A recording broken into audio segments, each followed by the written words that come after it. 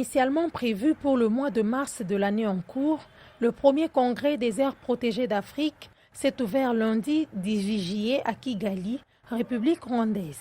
Ces assises de 6 jours visent à améliorer les conditions de protection de la nature en Afrique. Ce forum est une plateforme d'échange entre plusieurs acteurs, notamment les gouvernements, le secteur privé, la société civile, les populations autochtones et les communautés locales. Je remercie le gouvernement du Rwanda pour avoir accepté d'abriter ces assises. L'IUCN Africa protège l'intégrité et la diversité de la nature.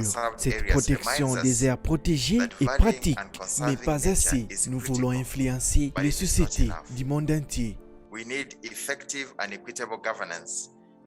Les participants à ce forum échangent sur l'importance des aires protégées pour le développement de l'Afrique, de ses habitants et de la nature en abordant les défis majeurs, notamment le changement climatique. L'Afrique, qui abrite un quart de la biodiversité planétaire, a perdu plus de 50% de ses écosystèmes au cours de 50 dernières années.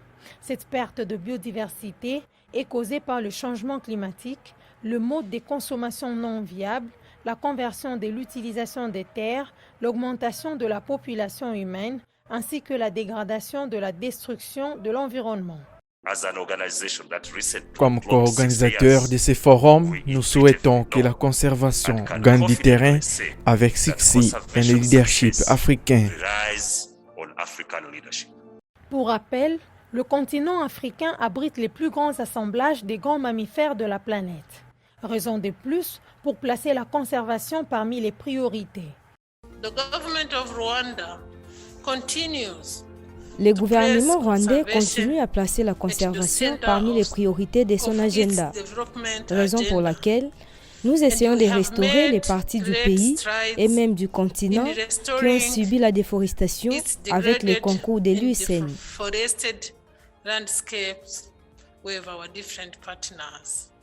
Notons que ce programme de travail sur les aires protégées invite les 193 pays membres de la Convention à reconnaître et promouvoir un large éventail d'options de gouvernance des aires protégées, notamment les aires conservées par les communautés autochtones et locales, afin d'être soutenues par des mécanismes juridiques, politiques, financiers et communautaires. À ce jour, la question liée à la condition de vie des peuples vivants dans et aux alentours des aires protégées réduit la probabilité de restaurer l'équilibre des écosystèmes fauniques et floristiques à cause des activités agricoles, la chasse et tant d'autres activités exercées dans ces zones à réserve. Dans le but de poursuivre la célébration des 30 ans du programme ECOFAC financé par l'Union européenne, la dernière session du comité de pilotage régional du programme d'appui pour la préservation de la biodiversité et les écosystèmes fragiles d'Afrique centrale, ECOFAC, a réfléchi sur la mise en place et l'appropriation des procédures efficientes de gestion, l'évolution des législations forestières et environnementales. Aujourd'hui, quand on parle de ECOFAC, on parle aussi de l'économie des zones forestières. Parce que on n'a pas encore atteint les résultats par rapport à ça. Parce qu'il y a encore les populations riveraines de cette zone des parcs nationaux n'ont pas encore de bonnes conditions de vie. Donc ils ont encore la tendance d'agresser les parcs parce qu'ils n'ont pas les conditions. Et donc, ça, c'est une deuxième phase. On va y arriver. Avec plus de 200 millions d'hectares de forêts, les bassins du Congo jouent un rôle capital dans les processus de réduction des effets et impacts liés au changement climatique. Sous l'égide du financement de l'Union européenne, le programme ECOFAC a, dans le cadre de la 6e phase de ses actions, impliqué plusieurs acteurs de terrain dans ses objectifs assignés. Le programme compte sur les gouvernements des États membres dans la concrétisation de leurs engagements. L'expérience qu'on a aujourd'hui, c'est que là où l'Union européenne a travaillé avec les États, Gabon c'est un cas, São Tomé on a vécu aussi ça, il a eu un résultat qu'aujourd'hui on peut voir. Mais là où l'Union européenne a travaillé avec des agences, des ONG, il a difficulté de trouver les résultats. On a même dit que l'Union européenne a essayé de travailler avec des agences indépendantes dans des États indépendants. Ça ne doit pas se faire. L'État doit être impliqué vraiment pour que les résultats, pour que l'impact soit senti par les populations. L'Afrique centrale connaît une progression certaine d'une intégration régionale soutenue à travers la communauté économique des États de l'Afrique centrale et la communauté économique et monétaire. La superficie de ces forêts tropicales humides et savanes ainsi que la diversité de ces écosystèmes constituent un bloc relativement homogène et une zone prioritaire de conservation des ressources naturelles et de gestion durable de la biodiversité à l'échelle planétaire.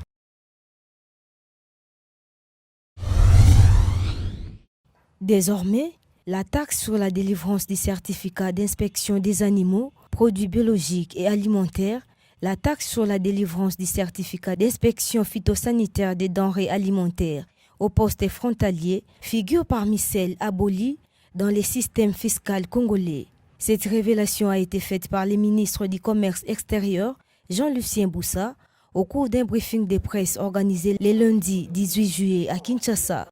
Aujourd'hui, les économies qui se développent sont les économies qui sont dotées des avantages compétitifs plus importants et que les pays qui sont dotés des avantages comparatifs, mais qui ne sont pas très compétitifs, les économies, je veux dire. Et donc, il était temps que des mesures idoines soient prises pour de plus en plus rendre notre économie compétitive. Ça, c'est la première des choses. La deuxième des choses, en termes de motivation, c'est l'idée de rendre notre économie attractive. C'est le discours que nous attendons tous les soirs. Maintenant, de manière concrète, comment nous faisons? Il faut une économie attractive qui permette aux investisseurs, tant nationaux qu'étrangers, lorsqu'ils veulent prendre la décision d'orienter leurs investissements, de localiser leurs investissements, de choisir la République démocratique du Congo comme la vraie destination d'investissement. Ces prélèvements concernent également la redevance rémunératoire informatique, la vignette fiscale, les frais de désinfection, décontamination, dératisation et désinfectisation des compteurs. Il était important de pouvoir baisser le taux de 20 prélèvements et que les autres pouvaient être maintenus. Sur le plan interne, il faut relancer l'économie avec les effets néfastes de la Covid-19, avec l'impact de la guerre russo-ukrainienne. Chaque pays doit développer des mécanismes qui lui permettent de pouvoir avoir une économie qui s'adapte à cette réalité et qui permettent à ses citoyens d'être en sécurité. La Fédération des entreprises du Congo, FEC, en concert avec les ministres des Commerces extérieurs, avait dressé une liste de 67 prélèvements. Ces prélèvements avaient été qualifiés d'excessifs, inopportuns et sans fondement, réclamés par les services de l'État à l'occasion des opérations d'importation et exportation des biens. La Fondation Maya a souligné son impact sur la conservation de la nature en Afrique. Depuis plus de 25 ans, cette structure finance, mobilise et renforce les communautés locales pour leurs efforts à conserver les aires protégées. En Afrique, la Fondation a apporté une contribution significative au succès de la conservation des aires protégées afin de promouvoir le développement durable et de lutter contre les changements climatiques. Au total, plus de 150 millions de dollars ont été investis pour protéger les habitats critiques les plus importants, prévenir et réduire l'impact des activités de développement côtier, contribuer à une pêche durable et à la réduction des prises accessoires, soutenir les populations autochtones et les aires communautaires de conservation, ainsi qu'à renforcer les capacités des organisations de conservation de base.